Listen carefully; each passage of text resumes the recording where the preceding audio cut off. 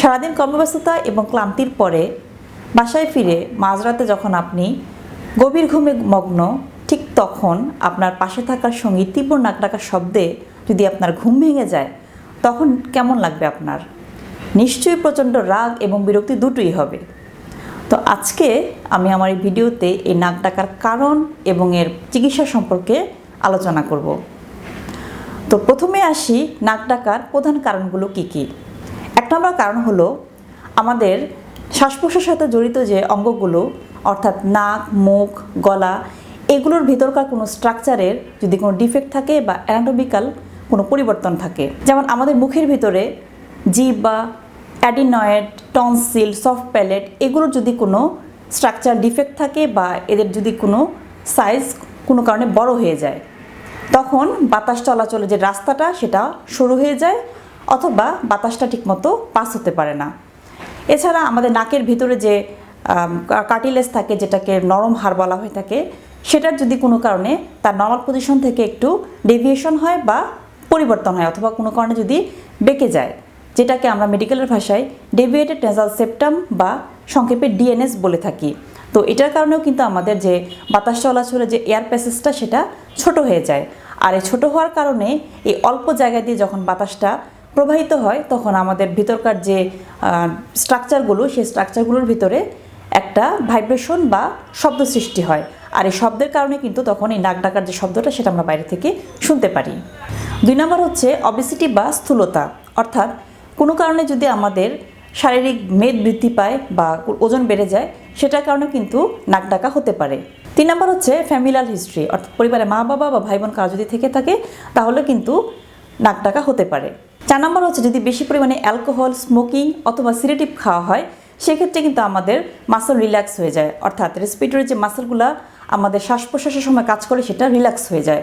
আর এই কারণে কিন্তু তখন আমাদের এয়ার প্যাসেজটাও ছোটো হয়ে যায় এবং শ্বাস প্রশ্বাসটা ঠিকমতো হতে পারে না। আর এই কারণে কিন্তু অনেক সময় নাক ডাকা হতে পারে। 5 নম্বর হচ্ছে অ্যালার্জি কন্ডিশন, অর্থাৎ কোনো কারণে যদি ভাইরাল ফ্লু অথবা কমন কোল্ড বা সর্দি কাশি যদি বেশি হয়, সেক্ষেত্রে কিন্তু নাক অনেক সময় ব্লকেজ থাকে। আর এই ব্লকেজের কারণে কিন্তু বাতাস ঠিকমতো পাস হতে পারে না এবং সেক্ষেত্রে অনেক সময় নাক ডাকার সৃষ্টি হতে পারে। তো এতক্ষণ যে কারণগুলো বললাম, সেগুলো সাধারণত নাক ডাকার প্রধান কারণ হিসেবে ধরা হয়ে থাকে।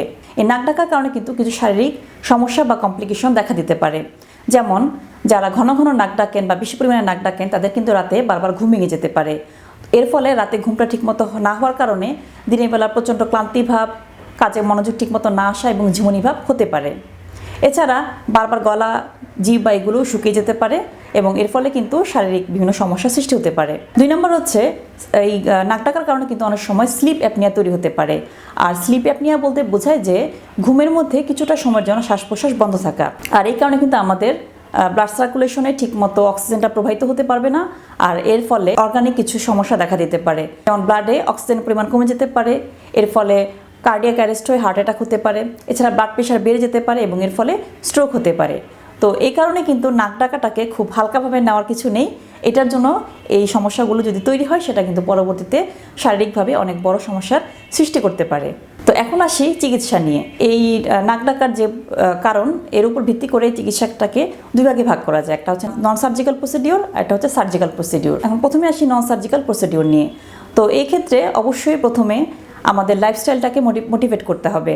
যেমন কোনো কারণে যদি আমাদের ওজন বেশি থাকে, সেক্ষেত্রে অবশ্যই আমাদের ওজনটাকে কমাতে হবে। 2 নম্বর হচ্ছে যদি আমাদের কোনো কারণে অ্যালকোহল, সিডেটিভ অথবা স্মোকিংয়ের অভ্যাস থাকে, সেক্ষেত্রে এই অভ্যাসগুলোকে আস্তে আস্তে কমিয়ে ফেলতে হবে। 3 নম্বর হচ্ছে যদি আমাদের সর্দি কাশি বা অ্যালার্জি কন্ডিশনটা বেশি থাকে, সেক্ষেত্রে যখনই আমাদের এই সমস্যাগুলো তৈরি হবে, সঙ্গে সঙ্গে আমাদের মেডিসিন খেতে হবে এবং এই ঠান্ডা কাশি বা সর্দি নিয়ন্ত্রণে রাখতে হবে। এছাড়া যদি কোনো কারণে নাক ব্লকেজ থাকে, সেক্ষেত্রে ন্যাজাল স্প্রে বা ন্যাজাল ড্রপ ব্যবহার করতে হবে। এছাড়া কিছু ফ্লেক্সিবল ডিভাইস আছে যেগুলোর মাধ্যমে কিন্তু এই নাক ডাকাটা নিয়ন্ত্রণে রাখা সম্ভব, যেমন ন্যাজাল স্ট্রিপ। তো এটা একটা ফ্লেক্সিবল ডিভাইস যেটা নাকের বাইরের দিকে লাগানো হয়ে থাকে এবং এর ফলে কিন্তু আমাদের নাকের ভিতরে যে বাতাস সার্কুলেশনটা সেটা ঠিকমতো হতে পারে। 2 নম্বর হচ্ছে মাউথ গার্ড। তো এটাও এক ধরনের ডিভাইস, ফ্লেক্সিবল, যেটা আমাদের মুখের ভিতরে লাগানো হয়ে থাকে এবং এর ফলে কিন্তু বাতাস সার্কুলেশনটা বা বাতাস চলাচলটা ঠিকমতো হতে পারে। এছাড়া একটা ডিভাইস হচ্ছে continuous positive airway pressure machine বা সংক্ষেপে যেটাকে সিপিএপি বলা হয়ে থাকে। তো এটাও কিন্তু আমাদের বাইরের থেকে একটা পজিটিভ প্রেশার ক্রিয়েট করে বাতাসটাকে আমাদের সরাসরি লাংসে প্রবাহিত হতে সাহায্য করে এবং আমাদেরকে সঠিকভাবে শ্বাস নিতে সাহায্য করে। তবে অবশ্যই এই প্রসিডিউরগুলো অনেক সময় লাগবে বা সময় সাপেক্ষ, অর্থাৎ 6 মাস থেকে 1 বছর সময় লাগতে পারে। তো অবশ্যই ধৈর্য সহকারে যদি অপেক্ষা করা হয় তাহলে কিন্তু আস্তে আস্তে নাক ডাকার পরিমাণটা কমে যেতে পারে। তবে কোনো কারণে যদি এই নন সার্জিক্যাল প্রসিডিউরগুলো কন্টিনিউ করার পরেও যদি না কমে বা দিন দিন পরিমাণটা বা নাক ডাকার পরিমাণটা যদি আস্তে আস্তে বেড়ে যায়, সেক্ষেত্রে অবশ্যই আপনাকে একজন চিকিৎসকের সাথে পরামর্শ করতে হবে এবং চিকিৎসক আপনার এই স্ট্রাকচারগত যদি কোনো ডিফেক্ট থাকে বা কোনো সমস্যা বেশি থাকে, তো সেক্ষেত্রে কিন্তু তার উপর ভিত্তি করে উনি সার্জারির ডিসিশন পরবর্তীতে নিতে পারেন। তো এখন সার্জিক্যাল যে প্রসিডিউরগুলো আছে সেগুলো সংক্ষেপে একটু বলে দিচ্ছি। তো 1 নাম্বার আসে সেপ্টোপ্লাস্টি, অর্থাৎ আমাদের নাকের ভিতরে হাড় যদি খুব বেশি পরিমাণে বাঁকা থাকে বা এটার কারণে যদি আমাদের নাক ডাকা পরিমাণটা বেশি হয়, তো সেক্ষেত্রে অনেক সময় এই নাকের ভিতরে যে কার্টিলেজ বা হাড়টা সেটাকে অনেক সময় অপারেশনের মাধ্যমে তার আগের পজিশনে নিয়ে আসা হয়, যেটাকে আমরা সেপ্টোপ্লাস্টি বলে থাকি। 2 নাম্বার হচ্ছে লেজার অ্যাসিস্টেড উভুলপ্লাস্টি। সাধারণত এই পদ্ধতিতে লেজার প্রসিডিউরের মাধ্যমে আমাদের ভিতরকার যে সফট টিস্যু যেটা অনেক সময় পরিমাণে বেড়ে যায়, তো সেটাকে সাধারণত কমিয়ে আনা হয় বা সেটাকে ফেলে দেওয়া হয়। তো এই মাধ্যমে কিন্তু এক্সট্রা টিস্যুটা চলে গেলে আমাদের বাতাস চলাচলের যে সার্কুলেশনের যে স্পেসটা সেটা সঠিকভাবে থাকে এবং বাতাসটা ঠিকমতো প্রবাহিত হতে পারে। 3 নাম্বার হচ্ছে রেডিও ফ্রিকোয়েন্সি অ্যাবলাশন। তো এই প্রসিডিউরে সাধারণত রেডিয়েশনের মাধ্যমে আমাদের যে এক্সট্রা সফট টিস্যু সেটাকে সাধারণত ফেলে দেওয়া হয়, আর এটাকে অনেক সময় সোনোপ্লাস্টিও বলা হয়ে থাকে। এছাড়া কোনো কারণে যদি আমাদের টনসিল বা অ্যাডিনোইডের সাইজ বড় হয়ে যায় বা এটার কারণে যদি সমস্যার সৃষ্টি হয়, সেক্ষেত্রে কিন্তু টনসিলেক্টমি বা অ্যাডিনোইডেক্টমি করা লাগতে পারে। তো সাধারণত এই সার্জিক্যাল প্রসিডিউরগুলোর মাধ্যমে অনেক সময় নাক ডাকার পরিমাণটা কমিয়ে আনা সম্ভব। তো আশা করি আপনারা কিছুটা হলেও এই নাক ডাকার কারণ এবং চিকিৎসা সম্পর্কে একটু ধারণা পেয়েছেন। তো আপনার সবাই ভালো থাকবেন, সুস্থ থাকবেন। আল্লাহ হাফেজ।